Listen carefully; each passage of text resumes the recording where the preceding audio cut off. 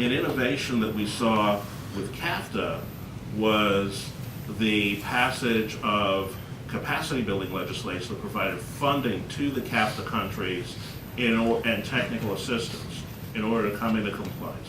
You're not going to get to where we want to be with any of these countries without strong capacity building programs, without strong technical assistance, without funding to make these things happen. So that's going to have to be part of this go forward.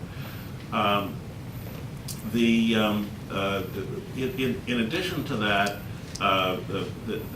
as we've learned, and Sean, you mentioned, that the outcomes in ISDS are frequently far less than what people think.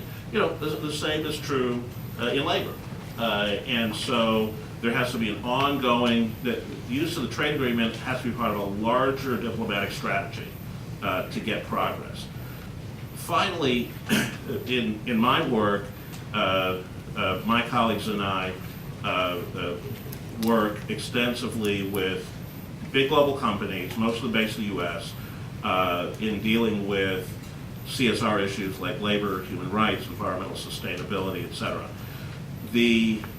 And there's a notion among many that, of course, business doesn't like environmental standards or labor standards or things like that that have to do with social and environmental norms. My experience is quite the opposite. I'm not saying that every company out there is a good actor on everything, but there's a very strong interest in building capacity in these countries for implementing these standards through good governance. When I say good governance, I mean transparent governance that weeds out corruption and the rule of law. It's not. This is not philanthropy. This is not. These are not social agencies. This is smart business.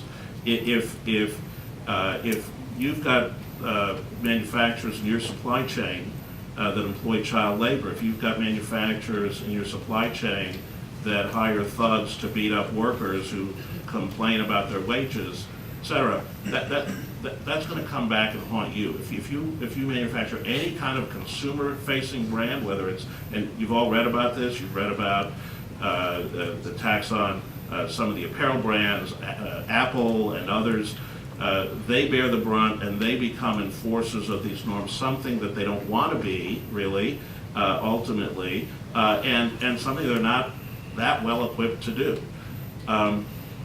What does this mean broadly beyond labor? I think the last Trade Promotion Authority bill that passed included for the first time a provision of a negotiating authority mandating that the president make it a priority to advance the rule of law and good governance through trade agreements. That hasn't existed before, and I think that lays the groundwork for more mechanisms and more experimentation, whether it's ISDS-like mechanism. I wouldn't be surprised if we saw private rights of actions on topics other than investment in future trade agreements.